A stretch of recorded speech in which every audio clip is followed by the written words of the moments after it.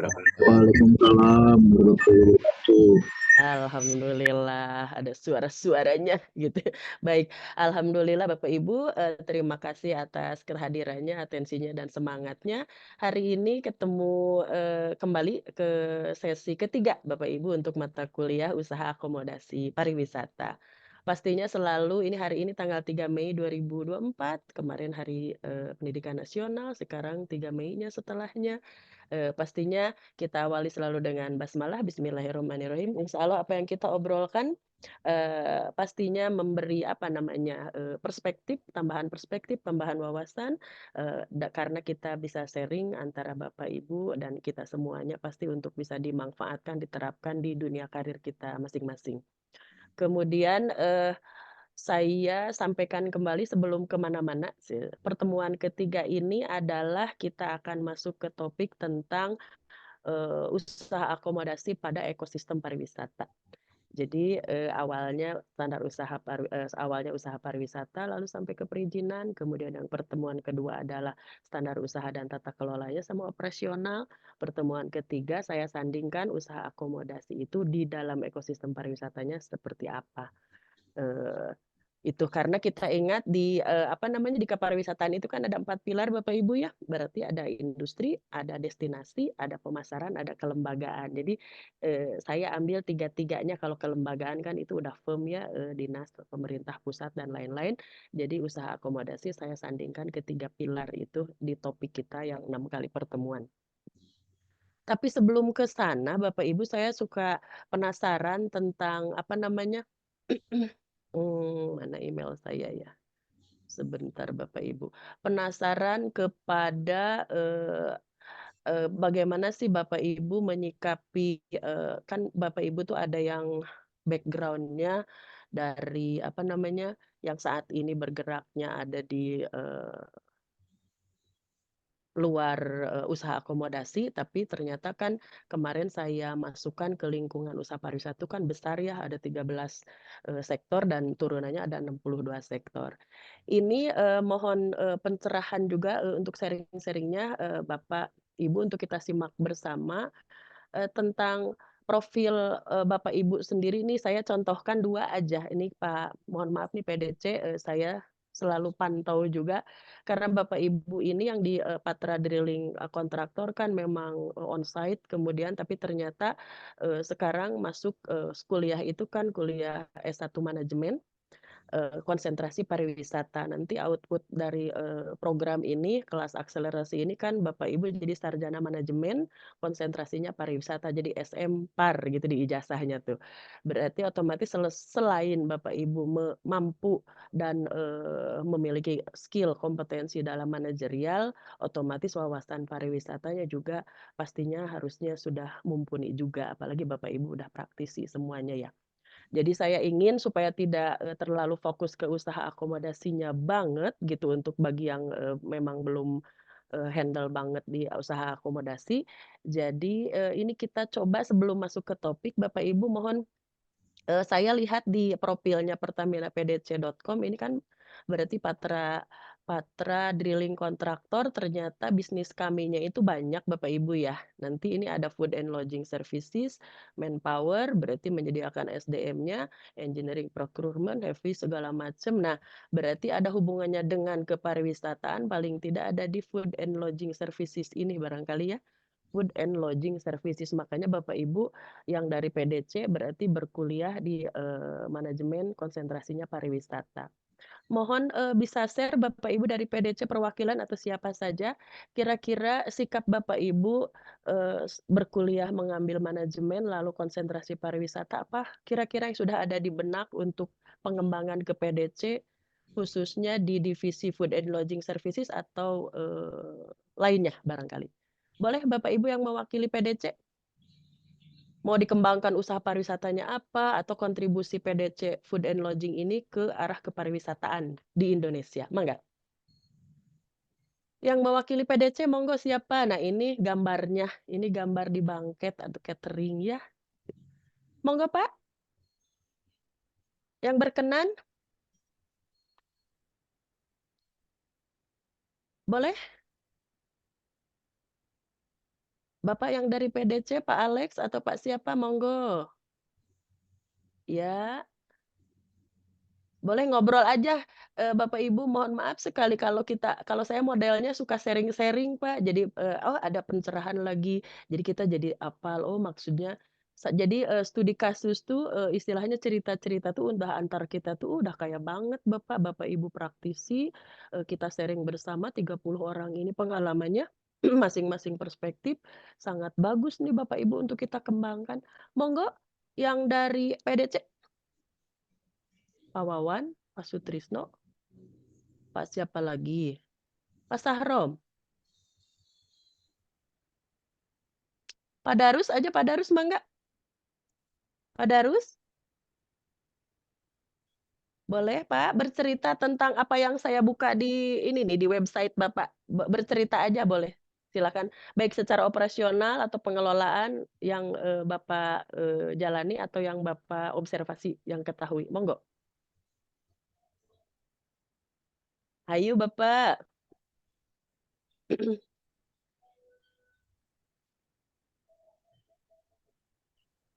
Malam Ibu. Selamat malam. Mangga Pak, Pak Denny Wahyudi atau Pak Duta ini? Nah, Duta Ibu. Pak Duta PDC. Monggo Bapak bercerita tentang ini nih, saya udah buka website-nya, apa, kontribusi Bapak atau rencana Bapak ke depan untuk industri pariwisata. Monggo, Pak. Baik Ibu. Siap. Eh, Sebelumnya mungkin perlu diketahui juga bahwa food and lodging services ini tidak hanya terpaku pada bisnis catering saja Ibu. Kami di remote site itu ada catering, laundry, dan housekeeping.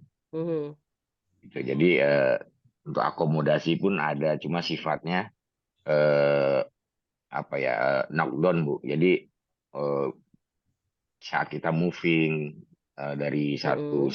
site yang lain, itu akomodasi kita kita kita angkat, kita bawa dan Ah, kita pindah ke site yang sudah dituju gitu. Ini untuk siap. akomodasinya. Sama Iya. seperti dapur, eh, laundry roomnya juga seperti itu. Jadi sebetulnya Mhm, lebih fokus pada eh, makanannya sih. Kalau untuk pariwisatanya sendiri mungkin agak sedikit ya kaitannya, Bu. mhm, mhm. Siap, Iya, siap. Berarti sifatnya, Bapak maaf, sifatnya berarti, lodging-nya atau akomodasinya tuh movable ya, tergantung dari on-site-nya atau project-project-nya di mana ya? betul Ibu. Berarti kebayang Bapak tuh berarti kan, kamarnya gitu kan, apa, kontainer atau istilahnya kalau kita mah di bobo box atau apa ya kita kadang-kadang ya, cube Iya, gitu iya, ya. iya. Anggap anggap hotel kapsul Bapak tuh tapi yang lega gitu anggap saya supaya saya simpel ngebayanginnya. Jadi Iya, kadang-kadang di kontainer gitu kan jadi kamar udah kayak gitu ya, berarti ada housekeeping-nya juga di bawah, laundry-nya juga, sama otomatis food-nya juga ya, Pak? betul Bu. Jadi Siap. pada dasarnya untuk roomnya itu sendiri baik dining room, laundry room, dan akomodasi room itu basically ya kontainer Ibu. Jadi kita modifikasi sesuai kebutuhan. Oh, siap. Kalau untuk, kualitas dari si makanan, food and lodging itu Bapak ada leveling nggak? Misalnya untuk rank and file, untuk, manajer ke atas atau apa, ada, Pak? Ini seperti contoh digambarkan ini cateringnya berarti, disiapkan untuk, istilahnya kalau kalau kualitas sih harusnya sama ya. Cuma kadang-kadang dari sisi peralatan, dari sisi, apa, pelayanan, apakah dibedakan leveling, ada nggak? Eh, ada Ibu, leveling itu Ada? berdasarkan kontrak user ke kami. Di situ Oh. ada price yang berbeda. Atas dasar itu kami juga menservis dengan kualitas yang berbeda. Oh, Onorogo Onoropo ya berarti. Ah, Siap, baik, sesuai dengan kesepakatan ya, siap. Bapak kalau boleh apal, secara legalitas berarti Bapak, jasa boga ya, catering kan, Pak, ya? betul Bu, jasa boga. KBLI-nya berarti catering industri ya, Pak? Iya, iya. Ya, Eh, jadi kan kalau di mhm, iya, Pak, maaf. iya Bu, jadi untuk legalitas sendiri kami nggak hanya berhenti sampai di situ. Kami punya sertifikat halal, ISO 9001 untuk manajemen mutunya, dan ISO 22000 untuk keamanan pangannya. Gitu, Bu. Siap. Pasti, Lantas, ya, pasti lantas, standarnya udah ISO ya? ya, lantas kami ada light hygiene juga yang memang itu dipersyaratkan, yang sifatnya mandatori. Siap, siap, siap. Karena memang orientasinya tidak ke pariwisata, tapi sebetulnya kalau namanya jasa boga memang ada di usaha pariwisata kan, jasa boga, eee eee, ada 2 KBLI ya, Pak, jasa boga yang, untuk melayani kontrak jangka panjang, berarti yang suka kita kenal, catering industri, seperti di, perusahaan-perusahaan begitu ya, tahunan atau 6 bulanan gitu ya. Ada juga yang KBLI Jasa Boga itu adalah yang, diproduksi di tempat, catering, tapi disantapnya, disiapkannya di tempat pemesan, kayak wedding atau acara gitu ya. Iya, iya. Tapi secara ISO kan begitu kalau, Bapak aware berarti KBLI-nya dapat dua-duanya harusnya ya, sekelas Bapak mah ya? Punya dua-duanya? Eh, enggak, Bu. Jadi kami fokus pada project apa, catering project, Bu. Jadi bukan Catering ke, industri aja? iya. Oh, siap, catering industri, baik. Kalau untuk akomodasinya nggak dipakai ya, karena itu mah movable atau barangkali mau dipakai yang untuk camper van gitu beda? Enggak, Bu. Atau wisma, nggak ya? Enggak. Siap, Karena itu baik. tadi Kalau movable tadi itu, Bu. Jadi kami sebenarnya lebih movable, fokus ya di foodnya sih. siap, siap. Baik, jadi terbayang berarti, tadi bisnisnya itu kan, ada banyak, ternyata di dalamnya food and lodging services, berarti menghandle-nya kan tuh kemana visi misi pasti akhlak karena BUMN ya, Pak? Betul. Si ahlak teh nya alhamdulillah alhamdulillah ya. Berarti, banyaknya di ISO ya, baik. Terima kasih Bapak ada, kira-kira rencana Bapak, dalam setelah, apa namanya, usaha pariwisata yang begitu banyak atau apa, mungkin pengembangan ada Pak terbersit?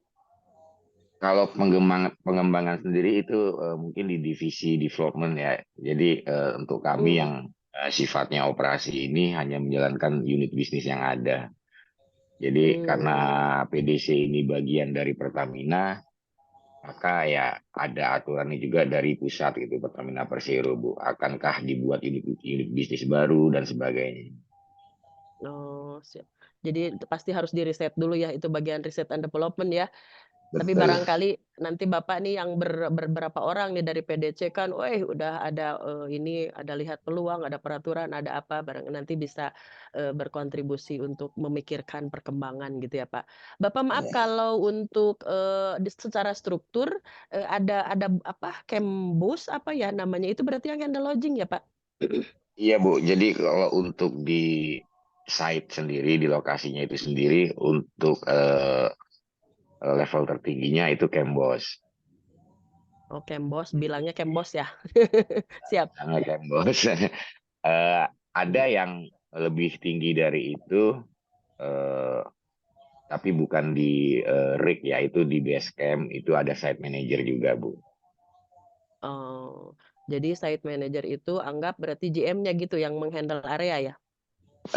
Bukan area, dia per lokasi juga, Oh, hanya per saja lokasi juga. uh, hanya saja yang ada posisi site manager itu untuk base camp yang fix, tidak removable, Bu. Siap, yang permanen lokasinya ya. Baik, Ya, yang siap. permanen. Terbayang nih, dari website, dari profil-profil, oh ternyata bisnisnya ada, ini berarti yang supporting ke aktivitas di Pertamina, ada food and lodging judulnya teh akhirnya ya. Baik, Iya, terima kasih Pak Duta, hatur nuhun. Nanti kalau ada makasih, Bu. Bapak Ibu teman-teman yang lain, monggo, yang, lain yang akan berkomentar, monggo nanti. Satu lagi untuk sampling karena saya sebetulnya karena ini mata kuliah usaha akomodasi, tapi saya kan, melihat pemetaan Bapak Ibu tuh kan tidak hanya spesifik di akomodasi, ada yang lebih luas. Jadi saya sengaja ambilnya ke usaha pariwisata gitu. Nah, ini Pangansari Utama nih Pak Hendrik ya? Pak Hendrik, saya intip loh website-nya. Bapak Pangansari yang ini ya, pakai Utama kan Pak? Malam Ibu. Malam Pak Hendrik. Iya, Pangan Sari Utama. Ah, siap. Soalnya udah terkenal itu PSU gitu ya. Pangan Sari Utama berarti di sini searching, surfing ini segala macam, memang ada divisinya. Bapak ada rencana akomodasinya ya, Pak? Untuk yang di tempat kami, yang di Freeport Project ada, Ibu. Ada?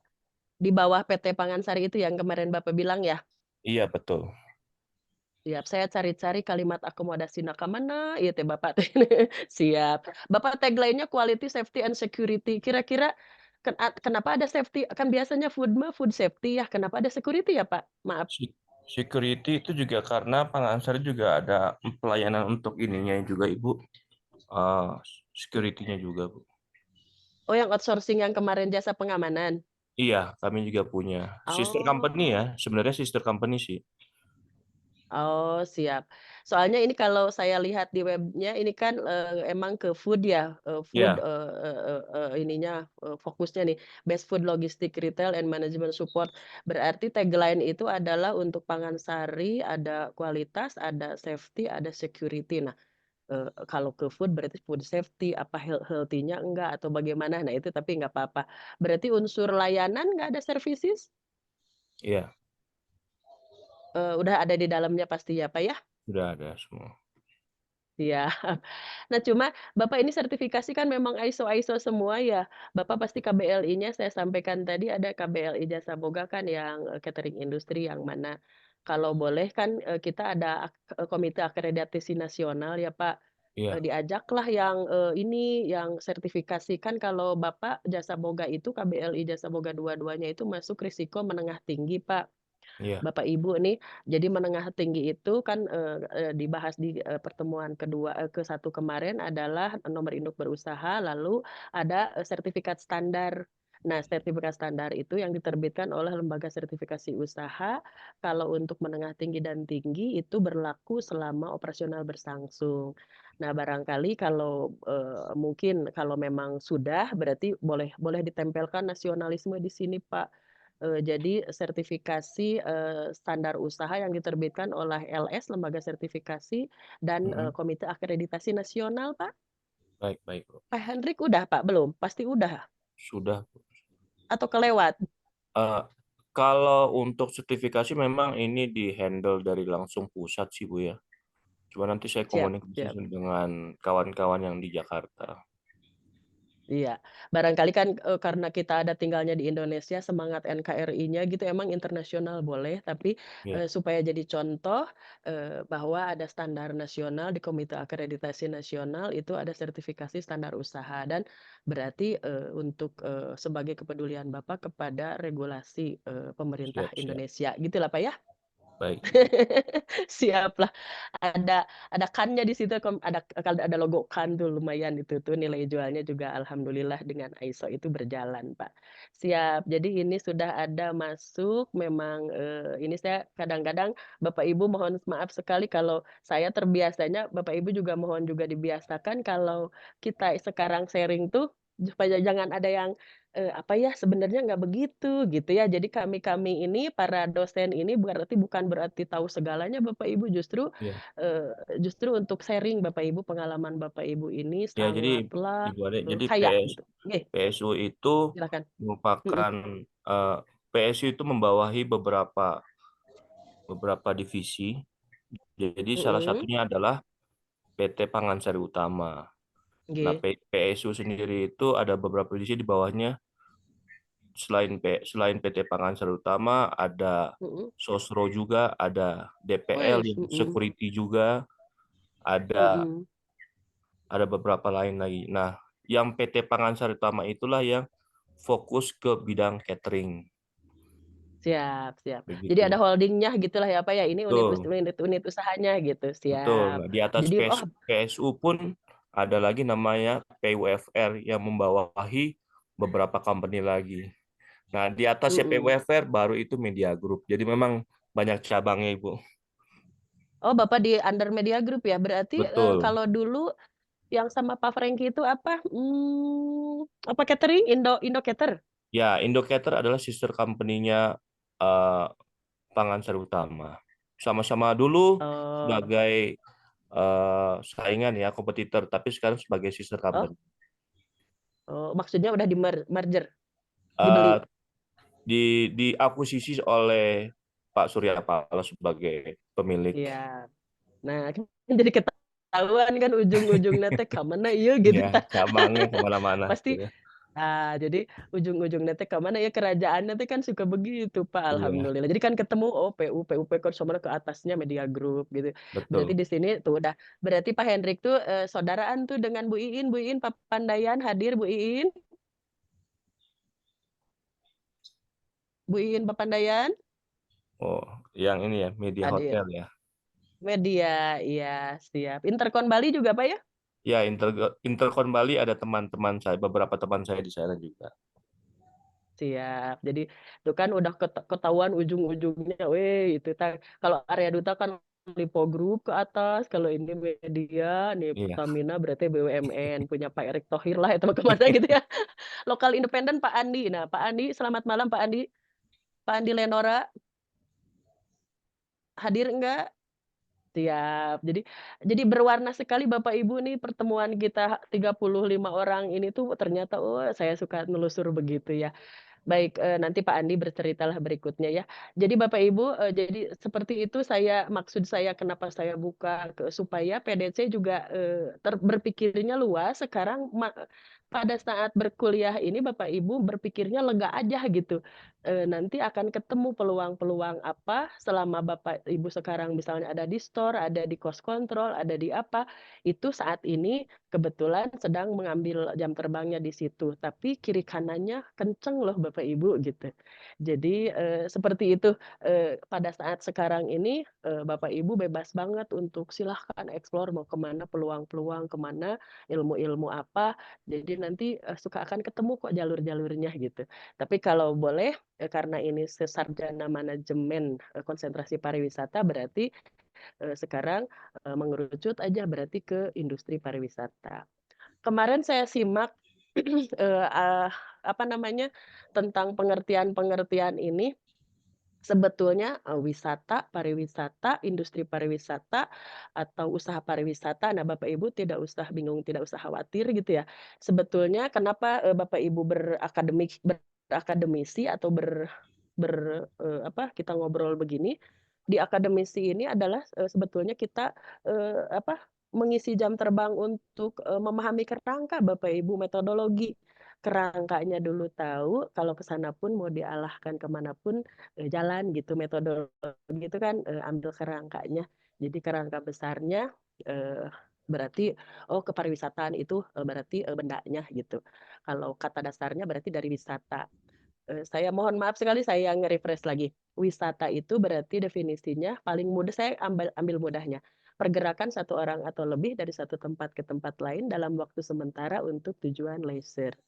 Jadi kata kuncinya ada pergerakan, perpindahan dari satu tempat ke tempat lain.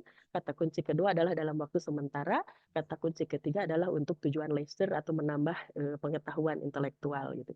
Nah, wisata itu berarti kata dasarnya, aktivitas awalnya.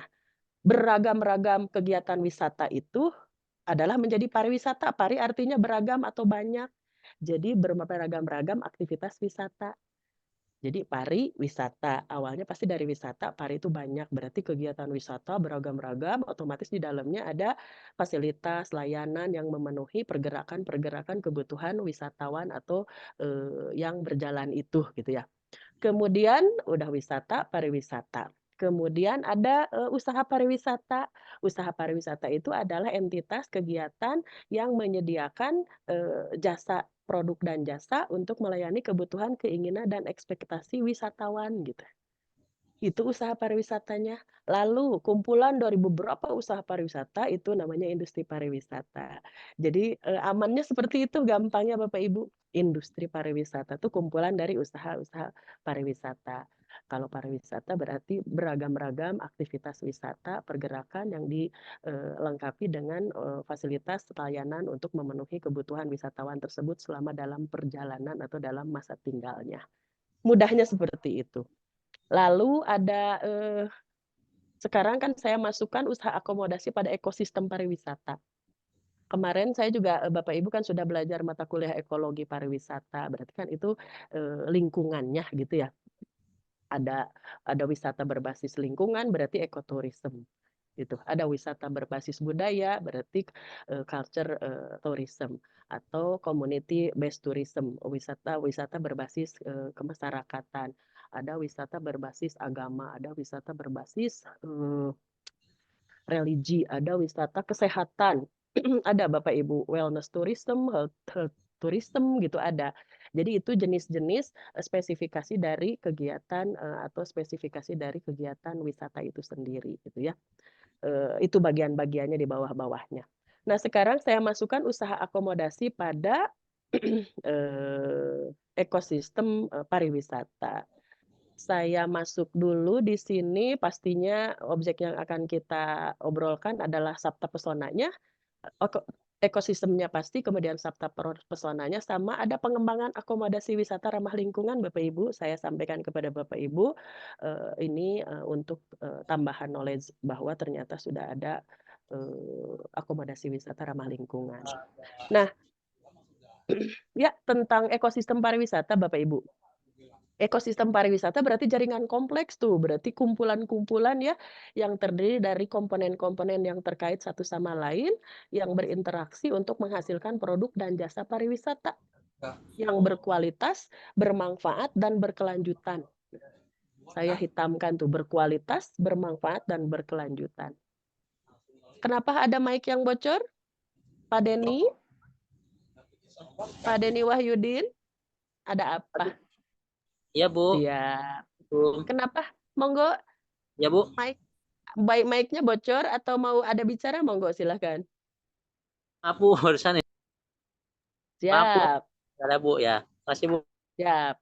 Di ini dulu nanti Bapak ini respon ya, baik-baik. Kita masuk dulu ke materinya dulu sebentar. Jadi Bapak Ibu, ekosistem pariwisata tadi berarti jaringan atau unsur-unsur yang terkait berinteraksi untuk menghasilkan produk dan jasa pariwisata yang berkualitas, bermanfaat, dan berkelanjutan. Nah, ekosistem pariwisata itu ada 5 unsurnya di sini, ABCGM Bapak Ibu, kalau mudahnya, kalau saya mah yang ambil yang mudah-mudah aja, ABCGM. Akademisi, bisnis, community itu masyarakat lokal, government pemerintah, media gitu. Jadi ada 5 unsur, kalau sekarang bilangnya pentahelix ya, 5 helix, 5 apa helix itu ya, 5 arah gitu ya. Pentahelix atau ABCGM gitu. Jadi akademisi berarti fungsinya adalah melakukan penelitian dan pengembangan ilmu pengetahuan terkait pariwisata. Nih, Bapak Ibu juga mulai lihat, oh iya ya ini lihat penelitiannya bagaimana. Kalau penelitian berarti berawal dari gap atau fenomena yang kayak kemarin ada kegelisahan tuh berarti kan ada gap, ada fenomena gitu. Misalnya kontrakan kan nggak ada kalau kontrakan ya, Airbnb yang rumah asal diambil bisa disewa-sewakan, kos-kosan hotel atau apa barangkali, atau virtual hotel operator kan itu bikin bikin galau gitu ya. Nah, itu diteliti seperti apa lalu nanti muncul rekomendasi atau saran gitu ya. Itu akademisi fungsinya secara struktur ya, sistematis dalam meruntut apa sih fenomena itu gitu, akar masalahnya apa, diteliti. Kemudian bisnis Bapak Ibu ya, orang-orang industri Bapak Ibu ya, termasuk pelaku usaha pariwisata, hotel, restoran dan segala macamnya. Jadi untuk menyokong ekosistem itu berarti kan orang industri, orang bisnis juga harus aware gitu. Aware kepada regulasi, aware kepada lingkungan sekitar, kemudian kepada standar dan segala macamnya. Kemudian community masyarakat lokal memiliki peran penting dalam menjaga kelestarian budaya dan lingkungannya supaya terlibat dalam berbagai kegiatan pariwisata. Jadi kan kalau yang paling bagus itu pariwisata itu sebetulnya people and culture Bapak Ibu. Daya tarik wisata yang long lasting itu people and culture. Jadi orangnya, orang lokal dan budayanya gitu.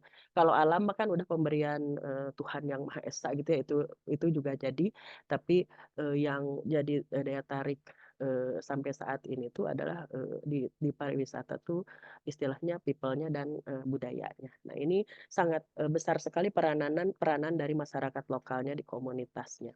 Kemudian government, nah ini memiliki peranan penting nih regulasi ya, kebijakan, regulasi, pengembangan infrastruktur, kemudian Riparnas, Riparda, Riparprop gitu ya, rencana induk pengembangan pariwisata, bagaimana sih kemarin menentukan destinasi 10 destinasi pariwisata super prioritas gitu.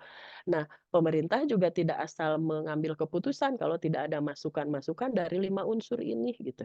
Dari pelakunya iya, dari asosiasinya iya, dari akademisinya iya, dari konsultan, dari peneliti, dari ahli gitu. Makanya peran serta Bapak Ibu tuh nanti ada di mana, sekecil apapun pasti harus bisa berkontribusi. Lalu media. Nah, ini ekosistemnya media juga dimasukkan unsurnya penting sekali di pentahelik ini. Berperan dalam mempromosikan destinasi wisata, menyebarkan informasi kepada wisatawan. Jadi untuk pemasaran gitu. Karena kita ingat Bapak Ibu pilar kepariwisataan kan 4 Bapak Ibu. Ada industri, ada destinasi, ada pemasaran, ada kelembagaan. Jadi ini oleh 5 unsur ini dikeroyok gitu si 4 pilar itu. Jadilah jadi ekosistem gitu. Pariwisata Indonesia gitu. Kalau misalnya di provinsi mana gitu ya. Lalu komponen utama dalam ekosistem pariwisata Bapak Ibu ada produk dan jasa pariwisatanya. Kalau Bapak Ibu kalau di bahasa teori itu adalah produk aja bilangnya tuh. Tapi produk itu artinya di dalam kurungnya ada barang dan jasa, ada tangible dan intangible. Ingatnya gitu kadang-kadang suka itu ada produk gitu. Jadi produk langsung kayak 4P itu kan udah kalimatnya produk, tapi di dalamnya jangan lupa barang dan jasa, ada tangible dan intangible, kita ingatnya begitu. Produk dan jasa, kemudian infrastruktur pariwisata keakses Bapak Ibu. Infrastruktur pariwisata tuh diakses kalau di destinasi itu sumber daya manusianya pasti bahkan saat ini tuh sudah lama ya dikembangkan memang kemarin tuh hasil terakhir kajian tuh adalah berarti SDM pariwisata sampai ada mata kuliah SDM pariwisata loh Bapak Ibu. Karena saking perlunya nih spesifikasi orang pariwisata yang betul-betul ini loh mengerti filosofinya pariwisata, ini mau kemana, jangan terlalu disetir ekonomi gitu ceritanya. Jadi sumber daya manusia meliputi tenaga kerja yang terlampir, mengikut sertakan masyarakat lokal jangan lupa gitu. Kemudian lingkungan pasti alam budaya ya, kemudian di dalamnya pasti ada daya tarik wisata, kemudian keuangan deh finance ya, meliputi pendanaan untuk pembangunan infrastruktur, pengembangan dan promosinya. Jadi kalau keuangan ini mungkin anggaran-anggaran kalau di Undang-Undang 10 tahun 2009 itu kan ada Badan Promosi Pariwisata Indonesia Bapak Ibu ya. Nah itu juga berarti melibatkan anggaran-anggaran nih yang tidak kecil gitu di kota, di provinsi nasional, provinsi sama kota kabupaten. Nah Bapak Ibu skema industri pariwisata itu kan industri pariwisata kalimatnya ya Bapak Ibu di dalamnya ada terdiri dari yang 13 usaha pariwisata itu. Ini, dari mulai berarti kan ada pergerakan tadi wisata itu, kalimatnya adalah definisinya pergerakan atau perpindahan satu orang atau lebih dari satu tempat ke tempat lain. Berarti kan ada transportasi tuh yang, mau jalan kaki boleh atau mau pakai sepeda, mau apa, darat, laut, udara, berarti ada transportasi untuk memindahkan orang gitu kan. Kemudian pas pindah ke satu tempat berarti di tengah-tengah, wisatawan itu perlu makan minum. Pas di perjalanan, pas udah nyampe ke tujuan berarti kan nginep dulu kalau yang nginep gitu ya. Kalau yang tidak nginep berarti langsung beraktivitas. Di sela-sela itu pasti aja makan minum selalu gitu ya. Kemudian, nah sambil, menikmati perjalanan otomatis dia kan ingin kenangan gitu. Jadi pasti dia atau ingin juga, membawa sesuatu untuk, keluarganya di rumah atau siapapun. Jadi akhirnya beli oleh-oleh gitu. Tanda mata, cindera mata, kayak gitu. Jadi skemanya tuh udah transportasi, food and beverage pasti ada di situ, lodging ada, activities dan retail store. Lodging ini, nah Bapak Ibu lodging ini pengertiannya akomodasi Bapak Ibu. Kalau di bahasa reguler, di bahasa peraturan tuh, yaitu usaha akomodasi gitu. Jadi kalimat yang, dikenalnya, familiarnya bisa lodging juga gitu. Jadi, kalau di bahasa permen, usaha akomodasi ya. Nah, tadi secara skema alur pariwisata, makanya pariwisata tuh, dibilang memiliki multiplier effect, Bapak Ibu. Kalau ada pergerakan, berarti muncul deh, berarti, mobil transportasi ada, beli bensin, kuliner ada, makan minum ada, hotel jalan gitu ya. Kemarin waktu pandemi, waktu lockdown kan nggak ada pergerakan tuh, karena berarti nggak ada aktivitas, nggak ada transaksi gitu ya. Kemudian Bapak Ibu pengelompokan perjalanan wisata. Nah ini perjalanan wisata, unsurnya yang tadi juga. Berarti ada transportasi, akomodasi atau lodging, ada objek wisatanya yang dituju atau aktivitasnya, lalu prasarana wisatanya apa, akses berarti ya, kemudian sarana dan fasilitas wisatanya, komunikasi, kemudian kemudahan, kebersihan, kemudian sampai ke keamanannya begitu. Itu dialurkannya seperti itu. Dilanjutkan dahulu Bapak Ibu, tentang manfaat dan tantangan Bapak Ibu untuk pariwisata. Kemarin juga di ekologi pariwisata kan sudah dibahas ya, apa sih gitu ya, tujuannya pariwisata ini gitu. Kalau di wisata itu kan tadi tujuannya untuk leisure dan menambah apa, intelektualitas gitu ya, ujungnya leisure itu kan senang gitu. Kalau orang semuanya senang, happy, berarti dunia ini aman gitu. Dunia ini happy gitu. Jadi keperdamaian dunia lah gitu. Jadi kalau Bapak Ibu, sekarang itu, Bapak Ibu ada indeks kebahagiaan, ini loh Bapak Ibu negara, indeks kebahagiaan kota kabupaten juga ada. Itu tuh jadi indikator, dalam apa namanya, penghargaan-penghargaan supaya kota kabupaten tuh, atau provinsi itu mempersiapkan, tatanan, kota kabupaten sehat tuh termasuk unsur menaikkan indeks kebahagiaan. Selain dari kesehatan ada indeks kebahagiaan. Jadi indikator kemarin yang, eee, nomor berapa tuh yang indeks kebahagiaan yang kurang tuh Banten misalnya. Ah, itu indeks kebahagiaannya terendah ini di Jawa Barat gitu atau di Indonesia. Ternyata yang tertinggi adanya di Sulawesi itu, di Maluku maaf gitu. Nah, ini Bapak Ibu secara rinci dari aspeknya ada aspek ekonomi, sosial, budaya. Jadi kita sorot, perspektifnya manfaat dan tantangan pariwisata itu dari ekonomi, sosial, budaya, kemudian berbangsa dan bernegara sama lingkungan. Biasanya kan 3 ya Bapak Ibu, ekonomi, sosial, budaya, dan lingkungan. Nah ini kalau di sini saya punya sumbernya itu adalah ada tambahan berbangsa dan bernegara Bapak Ibu. Jadi harus dipikirkan juga bahwa pariwisata itu juga, ada kaitan erat dengan, unsur berbangsa dan bernegara ya, hubungan antar nasion atau antar negara juga itu lewat pariwisata juga sangat memungkinkan. Ini, saya sampaikan manfaat dari sisi ekonomi itu udah biasa Bapak Ibu ya, pasti nambah devisa, berusaha, bekerja gitu ya, lapangan pekerjaan, PAD gitu ya.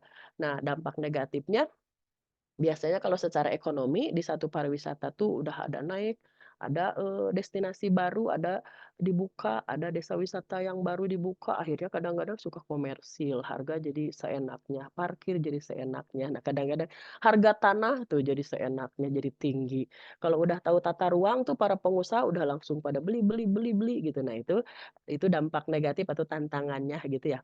Kemudian dari sosial budaya, Bapak Ibu pastinya manfaat pariwisata pelestarian budaya dan adat dijaga gitu ya. Jadi itu kan jadi nilai, penting value-nya pariwisata Indonesia atau daerah setempat, memperkuat hubungan antar budaya, kecerdasan masyarakat, kesehatan jasmani rohani, mengurangi konflik sosial.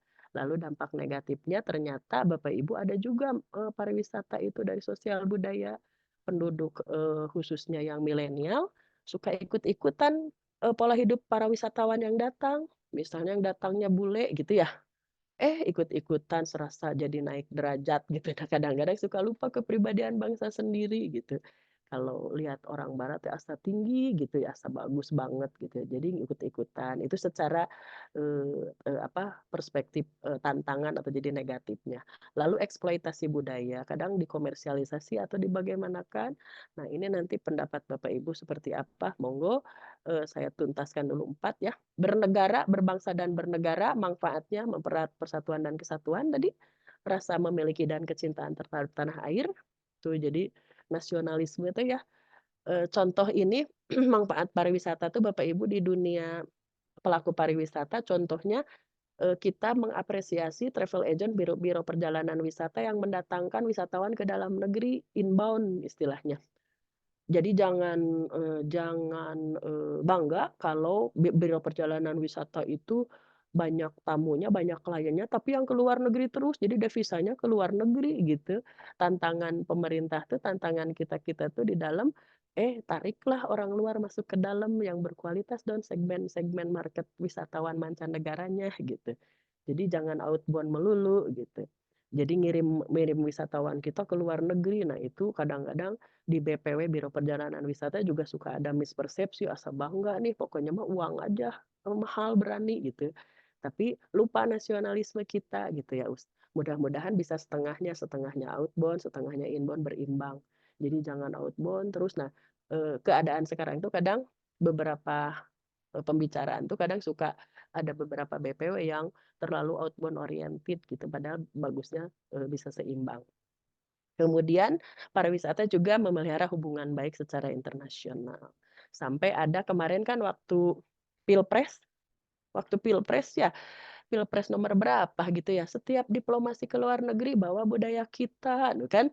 Akhirnya kan ada pariwisata masuk dimunculkan tuh, kalau Bapak menyimak tuh di visi misinya tuh ada, oh jadi ada kegiatan seni-seni dibawa dan apa gitu, lewat pariwisata akan lebih cair gitu.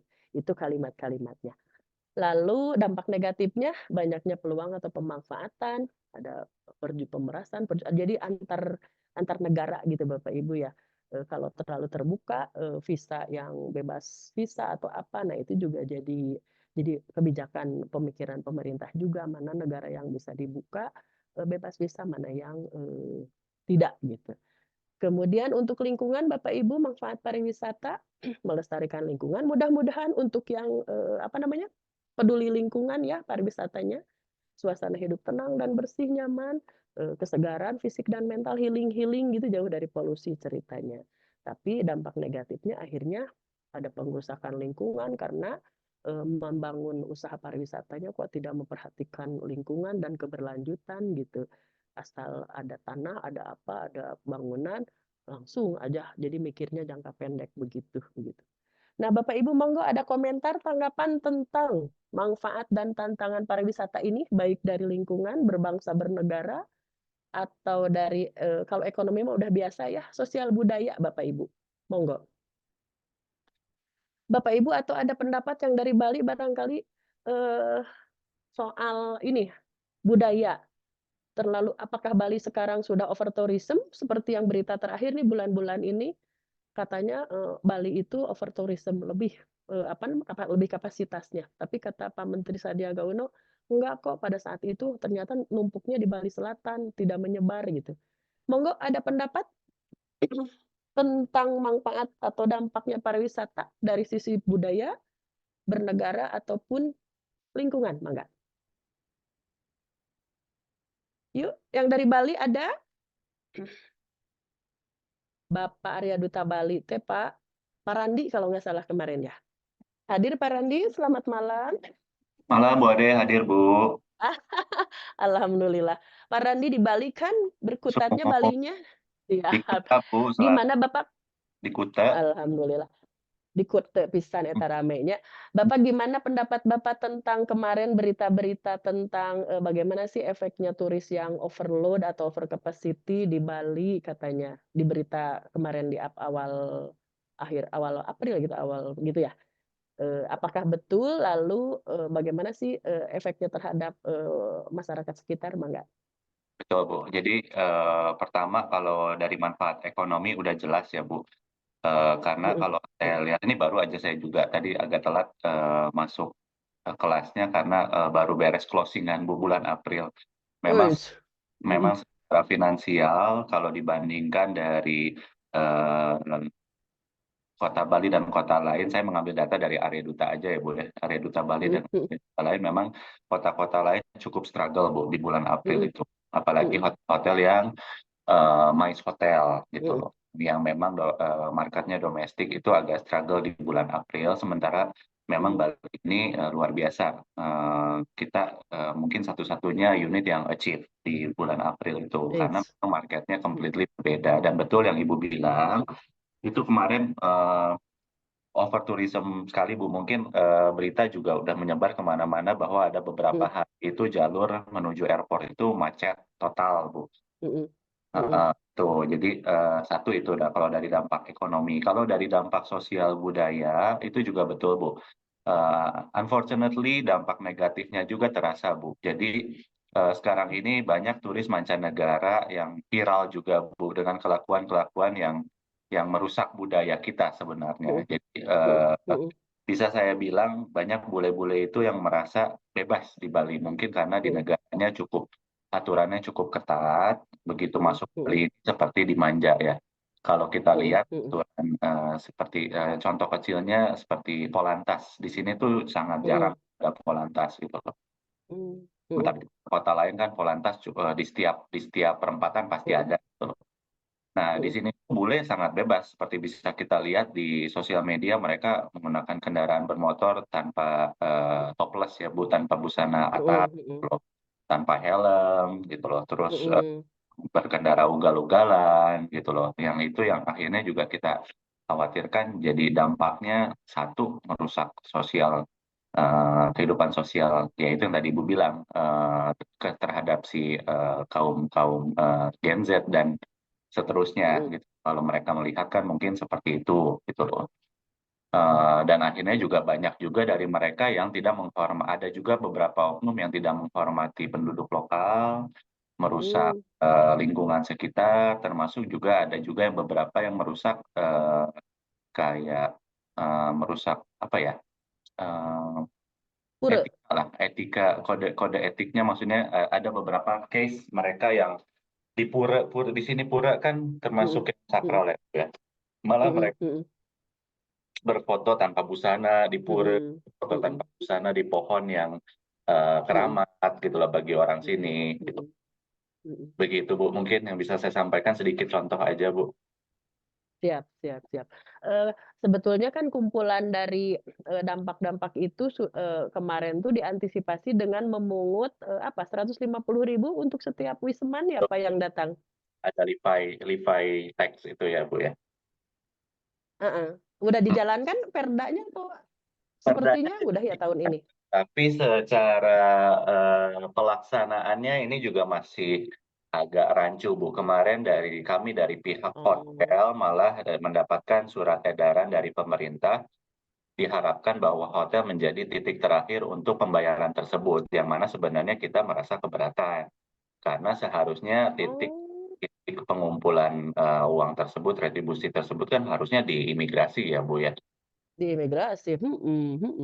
Nah, jadi kayaknya di imigrasinya Betul. juga di airportnya belum belum belum sepenuhnya jalan ya. Kalau misalkan sampai mendapat Iya. kami di industri hotel mendapat surat edaran tersebut gitu.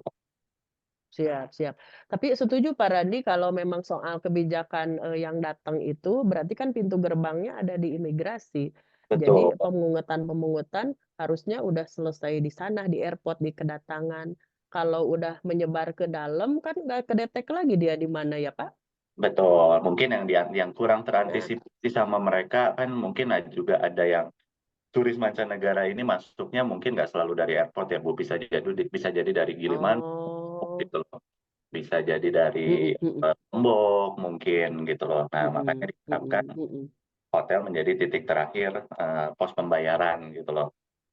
Oh, kalau kalau kita berpikir Mas sebagai pengelola hotel akomodasi jangan mau ya, Pak?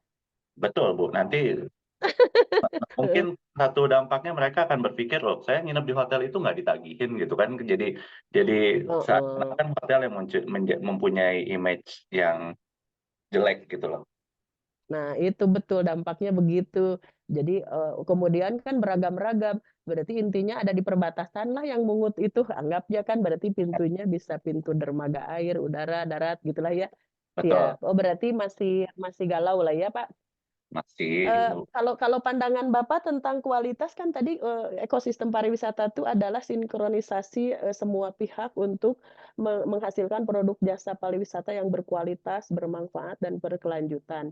Tentang, otomatis kalau kita usahakan kan pelayanan berkualitas, tapi kadang-kadang suka, tidak konsisten dengan yang didatangkan, wisman yang didatangkan misalnya yang berkelas apa. Kemarin kan ada yang India ya, Pak? Betul. Nah, kira-kira pandangan Bapak tentang segmen targeting Wisman yang level medium, yang middle up itu Bali itu bagusnya ke arah mana dan bagaimana Pak kira-kira cara menseleksinya? Agak susah ya Bu, makanya Hmm. itu juga kemarin mungkin yang disampaikan oleh Pak Sandiaga Uno.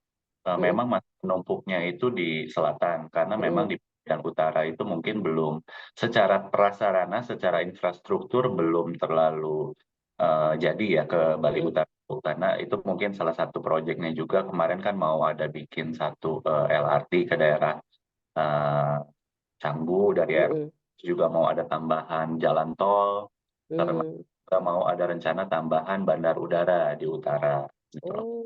Nah, Bali ini juga setiap areanya mempunyai market yang berbeda-beda, Bu. Contohnya kayak A2 itu lebih banyak tamu-tamu yang memang berada, berduit lah, marketnya upscale lah. Sementara dari market segmen sendiri, seperti Kuta memang favoritnya dari tamu-tamu Australia, India, China, dan Korea gitu loh. Nah, sementara di Watu dan juga Canggu itu lebih banyaknya Rusia dan European gitu loh. Jadi setiap area memang mempunyai keunikan masing-masing Oh, mereka siap, itu. siap. Gitu. Dan dari tingkat ekonominya juga memang berbeda-beda sih, Bu. Kalau Siap. dari Berarti di seleksinya dari sisi zona-zona itu berarti ini otomatis yang middle sama middle up gitu kan, berarti ini yang angkanya kan rada tinggi gitu ya Pak? betul, Nusa Dua udah pasti yang Iya. up, Bu. Seminyak juga ya Pak, kayaknya lucu Pak. Seminyak itu lebih ke anak muda, Bu. Sekarang Seminyak Oh gitu? Canggu itu, ya, Seminyak Canggu itu lebih ke anak muda sekarang. Oh, karena banyak entertain itu ya Pak, Betul. beach club. Life-nya juga hidup ya di sana, Bu. Oh, siap. Berarti cara menyortirnya berarti dari segmentasi ini juga jenis akomodasinya sama kekuatan kelebihan unique selling-nya keunikan masing-masing daerah ya Pak, zona di zona gitu ya. Betul, Bu. Siap, baik. Berarti tidak ada salahnya. Oh, berarti kalau mendatangkan India berarti simpenlah di zona itu gitu. Berarti sekarang PR-nya infrastruktur berarti ya untuk menyeratakan ke utara ya Pak?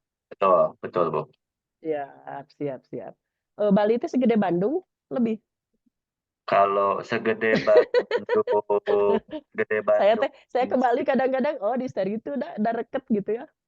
kita ya segede Bandung dan sekitarnya. Kalau Bandung dan kabupaten ya, Bu ya. Bandung Raya lah ya.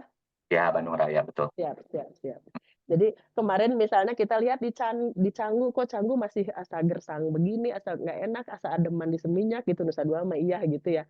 Kayak gitu ya. Kadang-kadang suka ada gitu. Oh, berarti di zona salah satu caranya dari sisi industri pariwisata berarti sudah menzonakan keunikannya masing-masing gitu ya Pak. Saya tangkapnya begitu. Betul. Siap, baik. Lingkungan dan segala macamnya alhamdulillah ya. Kemudian resort-resort yang grup aman-aman gitu Pak.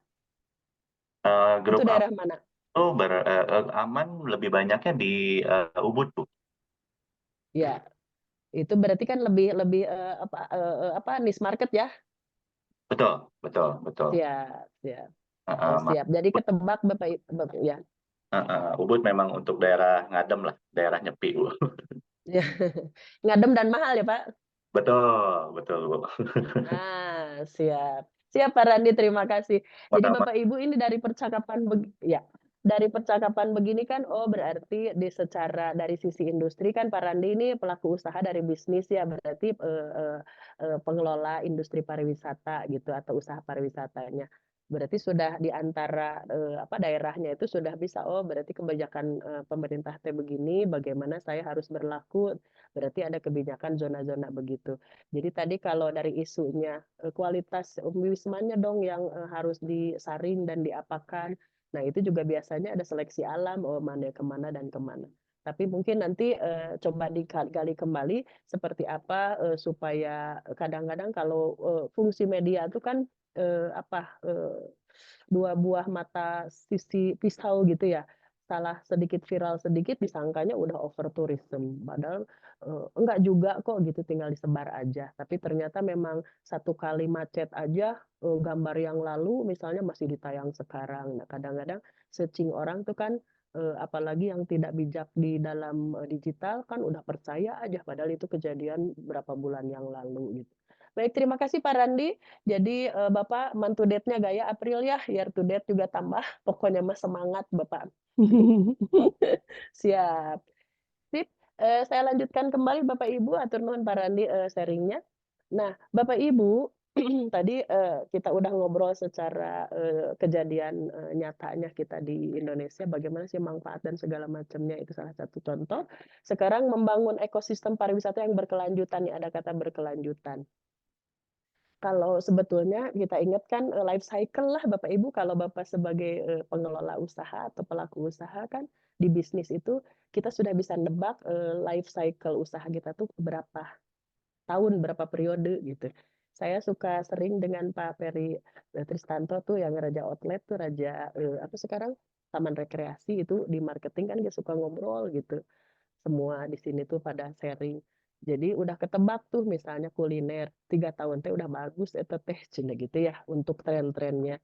Jadi life cycle-nya 3 tahun, tahun keempatnya harus bikin second brand baru kalau bisa rebranding lagi dengan tempatnya masih itu juga tapi jadi rebranding dengan merek apa gitu. Kadang-kadang masih mereka-mereka juga gitu. Kemudian kalau akomodasi, nah ini mah kan long lasting, ini mah lumayan 10 tahun ke atas teh aman sebetulnya mah untuk akomodasi. Kemudian nanti usaha apa lagi gitu yang sifatnya tren-trenan yang terlalu dinamis, udah ketebak ini masa hidupnya 3 tahunan paling gitu. Apalagi yang massal. Contoh Bapak Ibu, life cycle usaha, ini kan lagi ngobrol berkelanjutan ya Bapak Ibu, kita ingatkan supaya usaha kita tuh bisa panjang, bisa 50 tahun, 100 tahun, Indonesianya masih jalan gitu, usaha kita juga jalan. Tadi Pertamina aja dari tahun 1918 kalau nggak salah. 1918 berarti kan udah sekian puluh tahun. Pangansari Utama atau udah hampir berapa puluh tahun tuh. Jadi berkelanjutan berarti. Nah, kebetulan yang jadi contoh Bapak Ibu kan itu yang berarti 25 tahun lebih tuh masa berdirinya perusahaan. Tapi kalau untuk yang baru-baru nih, kita sudah harus memikirkan life cycle dan tren-trennya itu. Seperti contoh kopi janji, kopi kenangan misalnya, atau janji jiwa gitu ya. Sekarang ada muncul kan Tomorrow Coffee ya, Tomorrow Coffee. Kenapa ini akan 3 tahun ini habis, ini harus muncul lagi brand baru sebelum dia decline, ini muncul brand baru padahal di grup-grupnya dia juga. Nah itu ada teknik-teknik untuk ngejar life cycle itu ada gitu Bapak Ibu. Nah kalau untuk diakomodasi sebetulnya kita tidak terlalu fragile dengan life cycle bisa 10 tahun, kalau anteng bisa lebih bahkan gitu ya. Asal konsep berkelanjutannya bisa dilaksanakan secara disiplin. Membangun ekosistem pariwisata yang berkelanjutan, Bapak Ibu pendekatan kolaboratif. Jadi semua pihak terlibat dalam ekosistem tadi ABCGM itu pentahelik itu bekerja sama. Jadi tidak bisa sendiri, tidak bisa industri aja. Saya berkelanjutan industri aja. Ternyata kan harus ada peran akademisinya yang meneliti ngasih tahu gitu ya. Ada komunitasnya masyarakat lokal, ada pemerintahnya, ada medianya juga gitu. Jadi intinya pentahelik pasti bersinergi untuk benar-benar ini loh jangka panjang gitu ya. Kemudian perencanaan dan pengelolaan yang berkelanjutan, lalu pengembangan kapasitasnya mau bagaimana, lalu promosinya yang bertanggung jawab. Tuh kalimatnya ada bertanggung jawab loh Bapak Ibu, pariwisata yang bertanggung jawab. Jadi kadang-kadang kalau saya suka dari satu kalimat aja teh seperti apa bertanggung jawab, berarti ada yang tidak bertanggung jawab dong gitu. Jadi kadang-kadang untuk curiosity Bapak Ibu suka terus aja dicari kenapa ya ada kata itu, asalnya dari mana gitu. Nah, kepariwisataan yang bertanggung jawab itu ternyata adalah konsep wisata alternatif yang bertujuan meminimalisir dampak lingkungan. Jadi tujuannya meminimalisir dampak lingkungan dari perkembangan pariwisata massal melalui perlindungan sumber daya, lokasi, nilai-nilai sosial budaya, serta memperkuat pengelolaan bisnis berkelanjutan. Kepariwisataan bertanggung jawab ini ada 3 prinsip utama: bertanggung jawab terhadap pelestarian lingkungan, bertanggung jawab terhadap sosial budaya, bertanggung jawab terhadap pengelolaan bisnis berkelanjutan. Ternyata itu kepariwisataan yang bertanggung jawab itu berarti yang memikirkan berkelanjutan ke depannya. Saya lihat di Agung Sedayu Group ada tuh Sustainability Manager, sampai ada itu, ada posisi itu loh, ada jabatan itu. di Agung Sedayu Group, Sustainability Manager. Coba itu tugas atau job desk-nya kayak apa gitu ya. Saya tuh pengen tahu apakah berarti dia memitigasi ini. Kalau berkelanjutan itu identiknya dengan manajemen risiko juga Bapak Ibu. Jadi dia harus pandai juga, harus pintar, harus paham tentang mitigasi risiko, kemudian manajemen risikonya dan lain-lain. Bapak Ibu ada yang mau berkomentar tentang kepariwisataan bertanggung jawab? Kalau Bapak tidak bertanggung jawab berarti nanti disusul loh Bapak Ibu. Disusul pertanggungjawabannya gitu. Boleh ada contoh-contoh? Pak Andi dari Lenora ada? Pak Andi, selamat malam. Hadir nggak Pak Andi? Hadir Bu. Saya absen pokoknya nama ya. Pak Andi itu mewakili ini Pak Andi. Pak Andi kan dari lokal independen ya Pak Andi ya, GM Hotel lokal independen ya. Iya Bu, Lenora. betul. Lenora Group atau ada berapa unit Pak Andi? Kalau untuk Lenora sendiri sebetulnya kalau untuk hotelnya baru satu Bu. Cuman Iya. memang grupnya itu kebentuknya holding Bu. Jadi ada beberapa unit usaha lain selain hotel gitu. Oh. Apa kira-kira pabrik garam, Yang satu ada butik butik? dress gitu. Terus satu lagi toko emas, sama satu lagi toko Wih. berlian.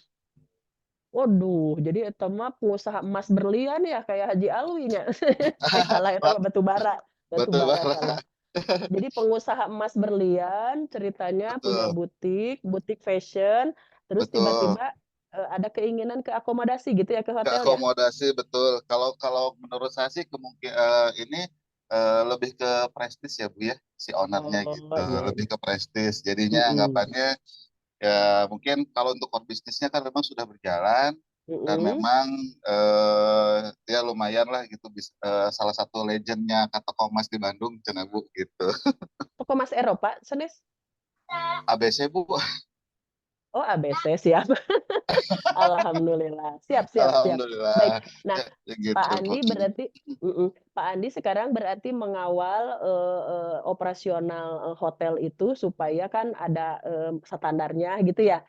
Jadi Betul Bu, bikin betul. hotel teh supaya standar hotelnya terjaga, standar usahanya ada gitu ya. Iya, betul Bu. Pelayanan, produk, pengelolaan gitu ya.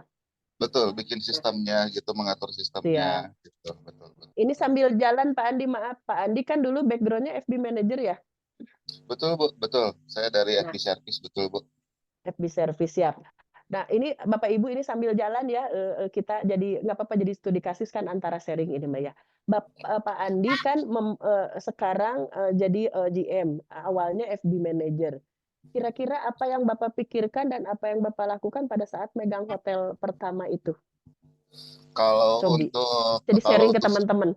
Iya, betul Bu. Baik Bu, terima kasih. Kalau untuk saya sendiri, ketika saya dapat amanah untuk memegang hotel, yang saya lakukan memang yang pertama kali saya lakukan adalah mapping dulu Bu.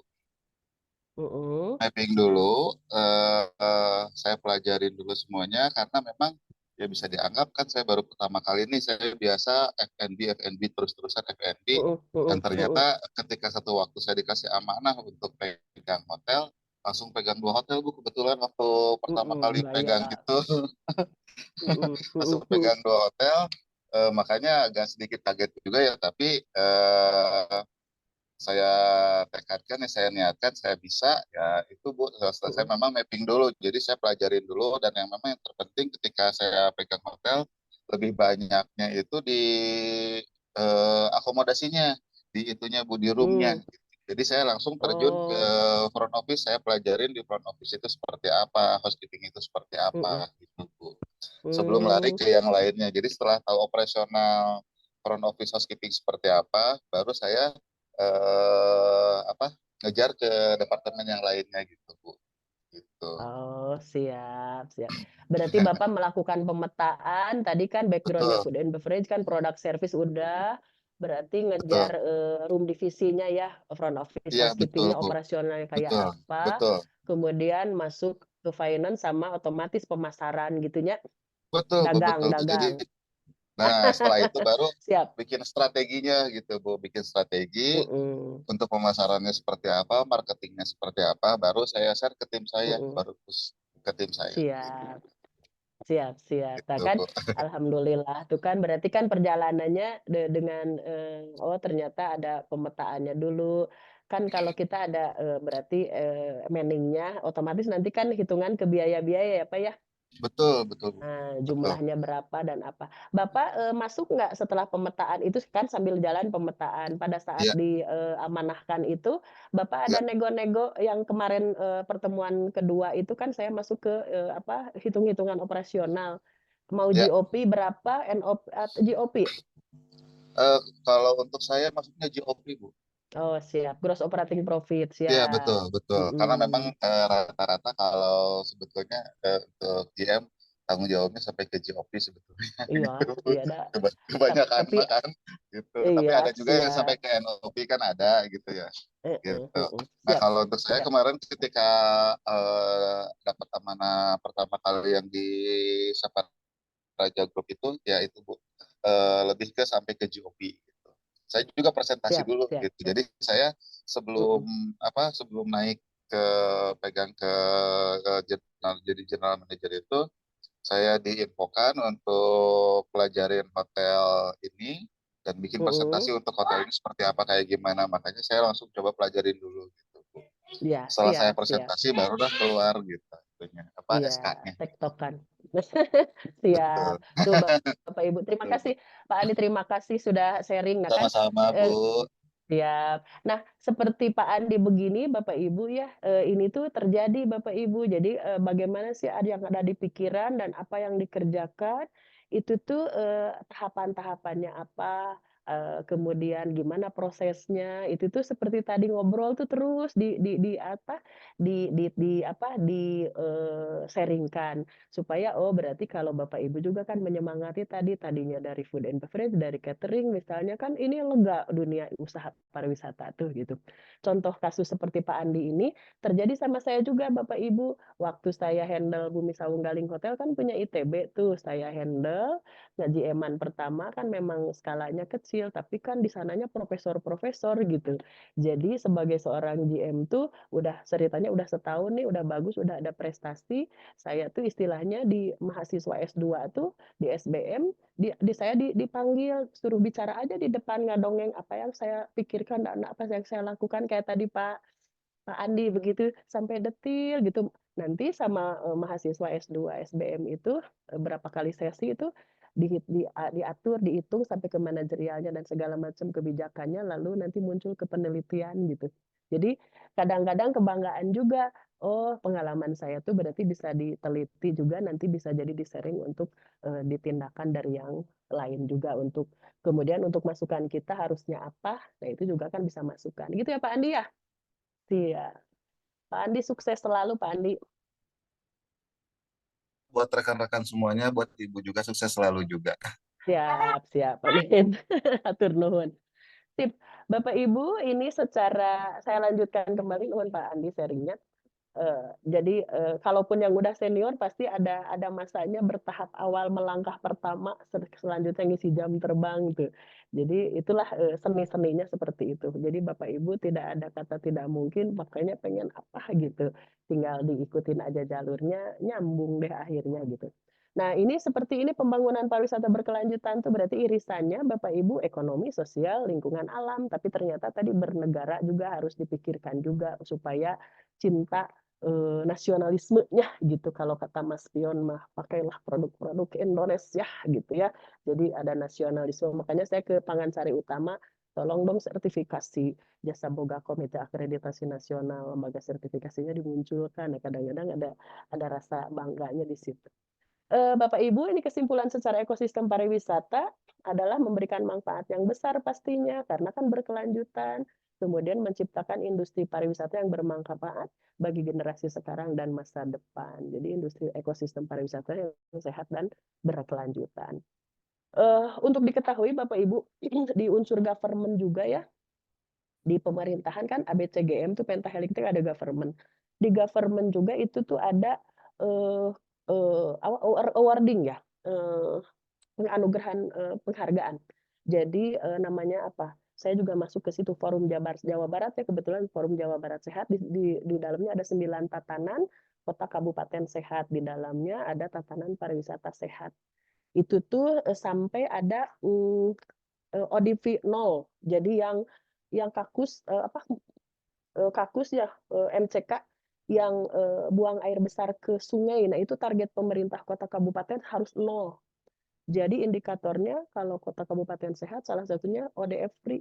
Itu tuh yang buang air besar di sungai langsung itu sampai tidak ada gitu. Dan biasanya suka ada di sungai itu suka ada apa pancuran gitu MCK tapi langsung pada ke sungai. Nah, itu jadi indikator kota kabupaten sehat, dikurangi lalu sampai ke stunting juga. Nah, kalau di pariwisata sehat itu pasti ada tatanan-tatanan legalitas dan lingkungannya. Dan ternyata di dalamnya juga ada asuransi loh Bapak Ibu di tatanan sehat tuh karena hak wisatawan atas keamanan selama dia berpergian atau selama masa tinggal gitu. Itu informasinya tentang berkelanjutan. Bapak Ibu, saya lanjutkan nih masih ada waktu. Kita sampai jam 9 atau 9.30 kemarin tuh infonya ya. Pak, ternyata Pak Gali mah sampai jam 9 ya. Kalau saya 9.30 katanya gitu. Tapi mudah-mudahan sambil jalan Bapak Ibu. Sabta Pesona Pariwisata Bapak Ibu ini zaman Pak Yop Ape ya. Kalau Bapak Ibu yang ingat nih zaman seumuran saya, zaman Pak Yop Ape gitu. Sabta Pesona, Sabta itu 7 ya, pesona 7 pesona. Nah, saya masuk dulu ke sini Bapak Ibu, ke hospitality-nya, basic hospitality di pariwisata.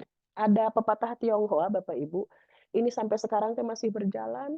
Jadi kalau orang yang tidak bisa tersenyum, dilarang buka toko. Atau kalau nggak bisa senyum, jangan buka toko dulu gitu.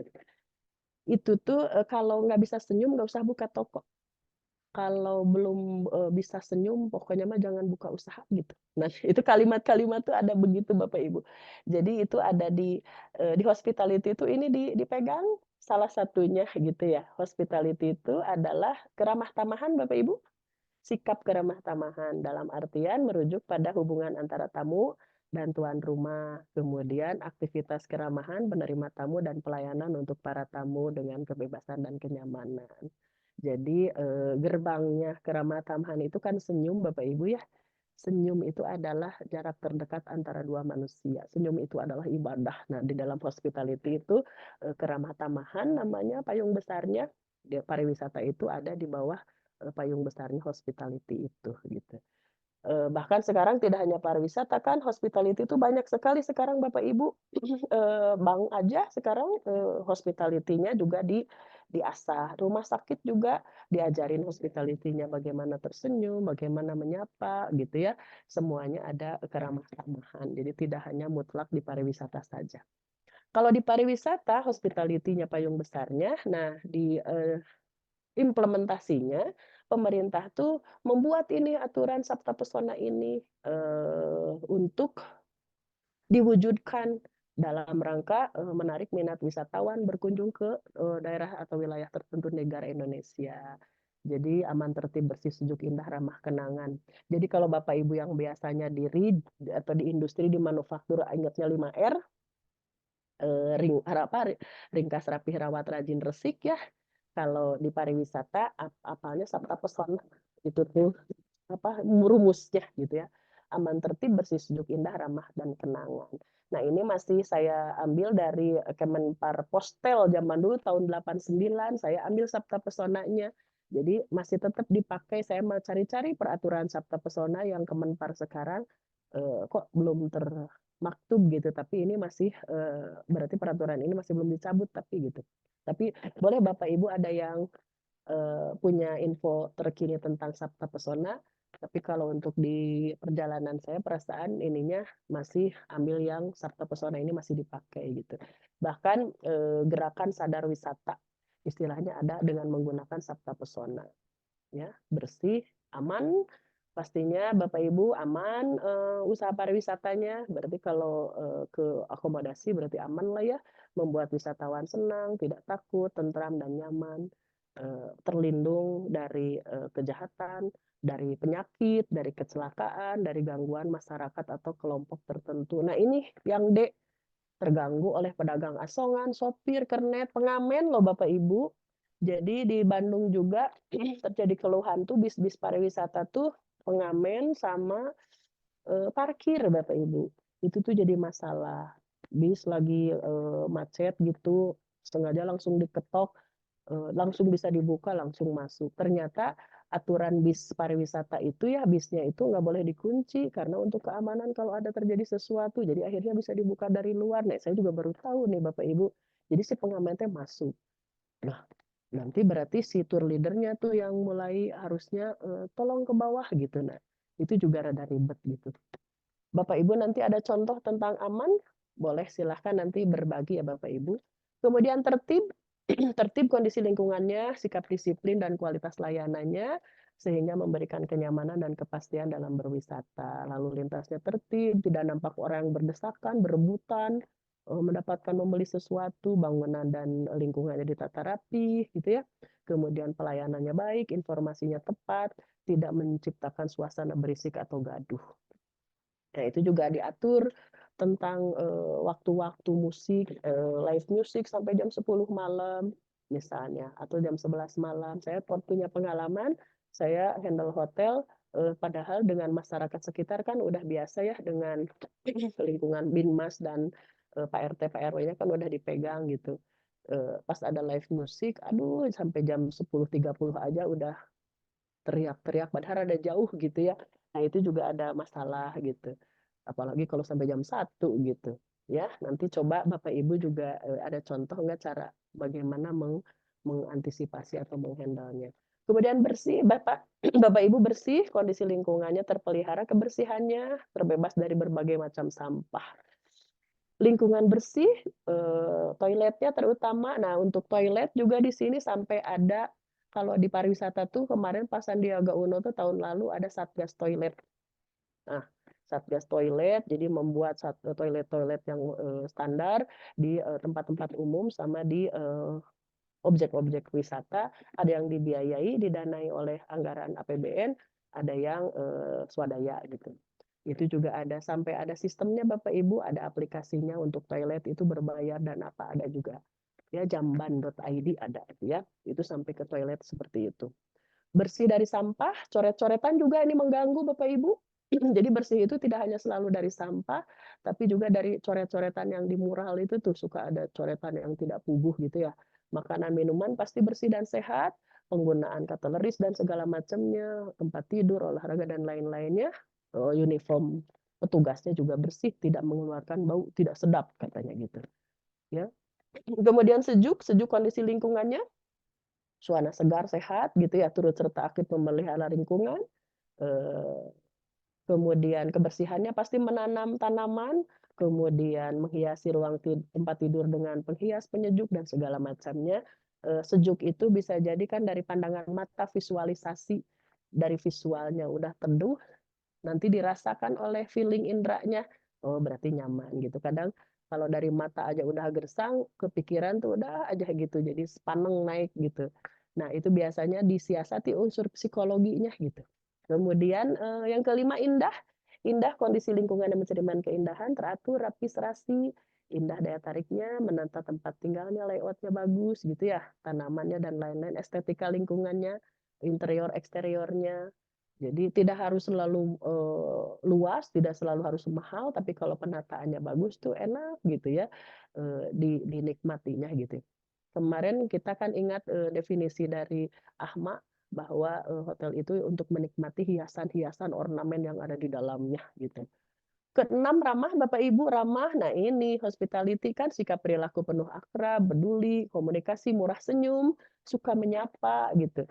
Indikatornya Bapak Ibu misalnya Bapak Ibu tuh orang pariwisata masuk ke satu organisasi, bisa sekolah SMK misalnya atau sekolah perhotelan misalnya, pas kita masuk di gerbang kalau ada udah yang greeting, oh berarti di doktrinnya bagus gitu. Terus kalau masuk ke hotel atau ke wisma atau ke apa, pas kita datang ada greeting, ada senyum, oh berarti aman gitu. Nah, ada banyak beberapa yang belum standar senyum salam sapanya. Jadi aduh losmen harusnya juga kan dengan caranya sendiri tapi senyum sapanya harusnya ada gitu ya, murah senyum, hospitality-nya ada. Tutur katanya gemar bertegur sapa dengan baik. Lalu kenangan yang ketujuh Bapak Ibu, memorinya tadi kan supaya ada yang dibawa experience gitu ya. Karena kalau wisata itu kan need, memenuhi want, dan memenuhi ekspektasi Bapak Ibu. Kalau need berarti hadapi dengan fungsi, kalau want atau ingin itu dengan service atau dengan kualitas, dengan luxurious. Kemudian kalau ekspektasi dihadapinnya dengan experience gitu. Dan experience itu bisa dimainkan Bapak Ibu, tidak selalu harus mahal gitu. Jadi dapat pengalaman gitu. Ini masuknya di kenangan ini nih, poinnya 7 ini bisa dimainkan Bapak Ibu untuk kita para pelaku usaha pariwisata. Akomodasi yang nyaman, atraksi seni budaya, kemudian pelayanan, menjaga kualitas dan jujur. Bapak Ibu ada pengalaman atau komentar atau apapun tentang Sabta Pesona? Monggo Bapak Ibu. Silahkan, kita ada waktu 5 menit lagi, boleh Bapak Ibu. Monggo. PDC sudah, kemarin Bu Vivi sudah. Yang dari rumah sakit Pak Eman ada satu lagi Pak Samuel ya? Pak Samuel juga rumah sakit Pak? Malam Pak Samuel? Malam Ibu. Betul, Ibu. Saya absen. Bapak rumah sakit Bapak? Betul Ibu, catering di rumah sakit juga. Siap. Jadi Bapak berarti khusus di divisi cateringnya ya? Betul Ibu, betul. Betul, ini kita siap Ibu dengan GRS. Jadi catering kita itu sister company dengan Bunda. Sebenarnya. Jadi Bunda ini kan ada beberapa company, kurang lebih ada 7. Dan salah satunya adalah catering yang kita kelola ini. Siap. Catering untuk mensuplai rumah sakit. Betul Ibu, betul. Bapak, kapasitas rumah sakitnya berapa bed? Kita kebetulan saya di sini dikasih tanggung jawab untuk pegang 2 unit rumah sakit. Jadi RS 2 unit dan RS Bunda Jakarta. Masing-masing kalau RS Bunda itu kapasitas bednya kurang lebih 80 bed. Tapi rumah sakit ibu dan anak ya? Betul Ibu, betul. Dan ini banyak kan mobil ke atas, Bu. Mobil ke atas. Oh, jadi, siap. artis-artis juga kesini juga, Bu. Gitu kan. Woi, karena kita letaknya di Menteng, Bu. Daerah etanya middle up. Betul. Berarti standar ini ya udah. Kalau mungkin kalau dibilang kalau sekarang hotel itu kita di hotel bintang 5 standarnya. Wih, mantap. Jadi ya betul. Tapi Bapak catering, Bapak rasakan catering rumah sakit dengan catering yang untuk industri apa? Ada bedanya nggak Pak? Kalau di rumah sakit kita lebih detail Bu, karena kita harus sesuai dengan pasien Bu. Kita harus ada hitungan kalorinya Bu. Dan kita harus ngikutin standar mutu dari rumah sakit Bu. Karena kan kalau di Bunda ini ada tiga item standar mutu, jadi ketepatan diet, ketepatan pelayanan, waktu pelayanan, dan tidak adanya dehidrasi bahasa. Dan ini kita siap. dari Permenkes Permenkes Kesehatan gitu. Jadi kalau salah nomor 28. Ya. Jadi kita itu berdasarkan dan lebih detail ada 3 standar mutu. Kompleks, ya. Kompleks dibanding Berarti ada ahli gizinya ya Pak? Betul Bu, saya ada 4 ahli gizi untuk dari catering dan ada 5 ADRS dari pihak rumah sakit dan ada 1 khusus gizi. Mantap. Ya bedanya di rumah sakit itu pengelolaannya mirip hotel, tapi bedanya ada dokter sama ada ahli gizi. Betul. Siap, mantap. Kira-kira mau pengembangan ke arah mana Bapak catering dari sisi Bapak sekarang manajerial, mau ada pengembangan apa? Dari usaha pariwisata terutama Bapak lihat. Kalau catering kita ini kan kita udah merambah ke ini juga kalau dari pariwisata kita udah untuk F&B itu kita udah menyiapkan yang untuk frozen food. Jadi kita akan bisa mengirim makanan dalam bentuk frozen food.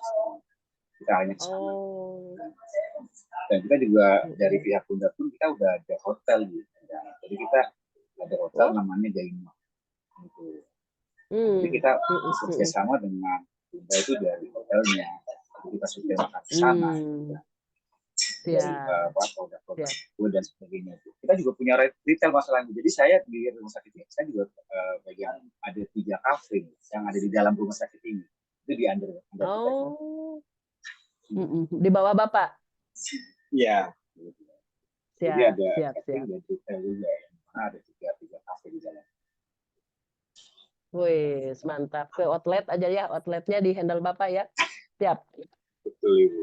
Baik, terima kasih Pak Samuel. Tuh kebayang Bapak Ibu kan tadi berarti ada Pak Eman yang di rumah sakit tuh berarti general affair tapi ada housekeeping-nya, ada catering-nya sampai merambah ada hotel-hotel. Mas Samuel juga berarti punya ada di rumah sakit, catering support ke rumah sakit. Di situ lalu ada kafenya, kemudian ternyata ada hotelnya juga. Jadi memang Bapak Ibu kan di sini sekarang kita bicaranya Bapak Ibu ini kan berarti ke manajerial ya. Sarjana manajemen, konsentrasi pariwisata, tapi berarti kan fokusnya ke manajerial itu berarti ke konsep dan strategik.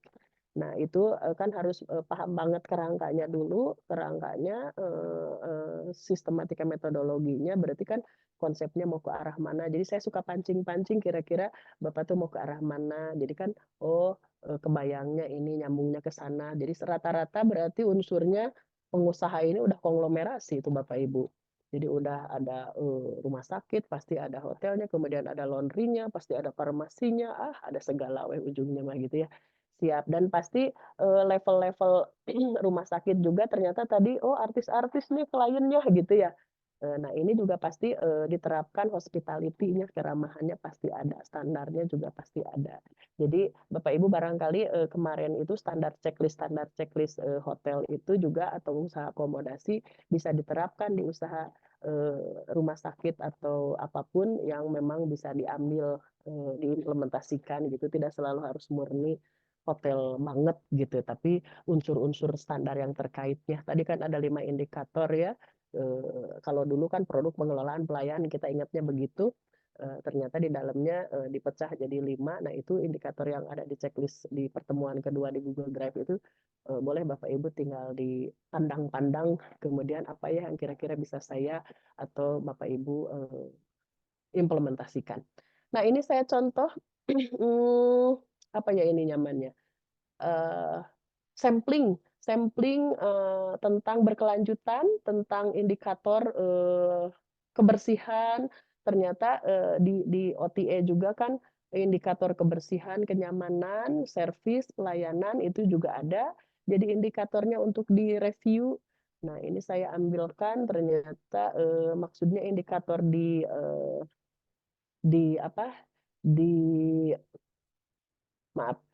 OTA juga ada unsur ini Sabta Pesona berarti ada kebersihannya, ada kenyamanannya, dan ada pelayanannya.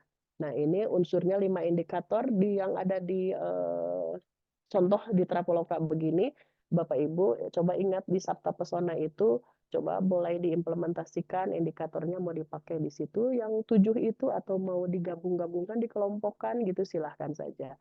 Ini saya bawakan contoh review yang di OTA ternyata indikatornya ada 5, kebersihan, kenyamanan, makanan tuh ternyata jadi indikator juga, kemudian lokasi, lalu pelayanannya gitu. Jadi 5 indikator itu. Nah, menurut Kotler kan ada persepsi ya, jadi persepsi masalahnya jasa pelayanan itu kan persepsinya relatif ya Bapak Ibu, perasaan menurut kita ada berapa orang cukup, ada yang 1 orang kurang, jadi tuntutannya kan akan berbeda-beda, makanya bisa jadi Bapak Ibu juga boleh istilahnya mengukur persepsi para tamu yang potensial ataupun yang captive untuk diukur persepsinya. Bisa pakai Sabta Pesona seperti ini, kemudian di rating gitu.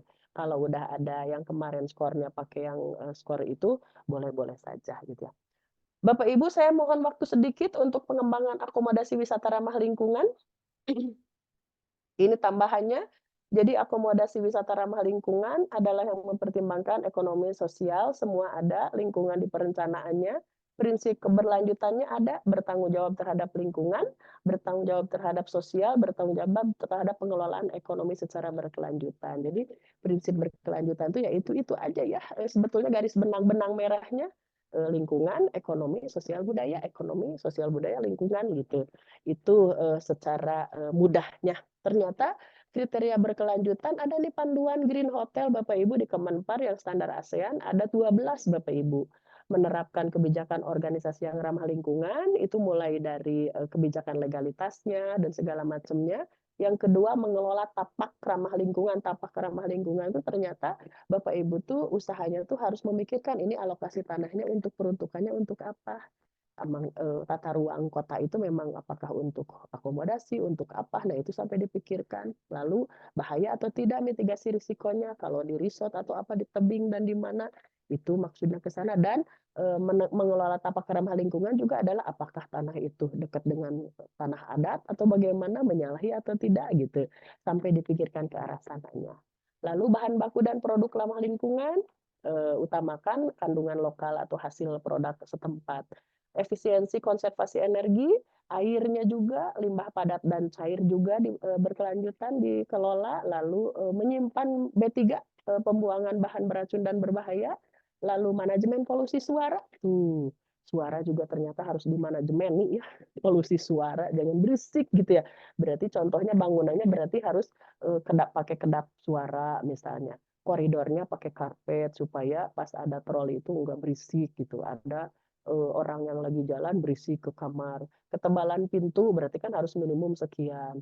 Dinding batanya harus 2 misalnya. Contohnya kayak begitu. Manajemen polusi suara. Jadi ada standarnya kan Bapak Ibu, dB 35 dB gitu ya. Itu juga di checklist di standar usaha. Lalu kesehatan sirkulasi udaranya di dalam dan di luar bangunan, masuk berapa tidak lembab gitu ya. Ada tata cahayanya juga ada. Ada di kamar itu 150 lumen, kamar mandi 200 ya. Di kitchen itu lebih tinggi lagi lumennya. Kemudian berkolaborasi dengan masyarakat dan organisasi lokal setempat, mengembangkan kapasitas SDM yang ramah lingkungan, kemudian memberikan manfaat yang dan sumbangsi terhadap konservasi lingkungan setempat. Implementasinya adalah Bapak Ibu dalam mengembangkan akomodasi itu tolong dari mulai perencanaan, rancangannya, konstruksi atau renovasinya, dan operasionalnya. Terakhir saya ambil dikutip dari berita tentang Kemenpar di sini, ternyata tahun 2024 nih Indonesia tuh punya nih yang meraih Green Hotel. Ternyata dapat Safari Resort Bogor. Hotel Safari Resort Bogor tuh punyanya Taman Nangsang ya. Nihi Sumba, Nihi Sumba. 101 Bali Fontana Seminyak, Kapela Ubud, serta Pelataran Menjangan Bali. Itu ternyata meraih Green Hotel Award. Nanti indikatornya tadi yang 12 tadi. Nah, ini ternyata dari sisi PHRI-nya Pak Haryadi, ini loh belum ada bukunya nih, akan dibikin panduannya gitu. Dan Bapak Ibu, saya harapkan Bapak Ibu tuh, bukan saya ya, kita harapkan bersama sebagai Bapak Ibu orang akademisi sekarang, praktisi udah jam terbangnya berkualitas, lalu ada kepedulian Bapak Ibu untuk ikut berkontribusi menyusun contoh buku seperti ini. Ini tahun 2016 yang wisata ramah lingkungan itu seperti ini. Nah, ini sampai di sini ada. Nah, ini kan belum diubah lagi nih Bapak Ibu nih tahun 2016 ya. Nah, seperti tadi yang 12 itu, ini apa yang perlu dilakukan. Ini sampai disusun semuanya ada, IMB-nya, AMDAL-nya ada gitu Bapak Ibu. Jadi semuanya ada buku panduan. Nah, mudah-mudahan Bapak Ibu bisa berkontribusi sekecil apapun ke Riparda, Riparprop, Ripar Kota Kabupaten Bapak Ibu setempat, bisa yang paling mungkin adalah bisa melalui asosiasi atau Bapak Ibu individu supaya bisa memberi pemikiran untuk kebijakan-kebijakan di daerah setempat. Minimumnya Bapak Ibu beri pikiran ke asosiasi Bapak Ibu. Demikian Bapak Ibu. Kalau ada satu tanggapan boleh Bapak Ibu? Sebelum kita close.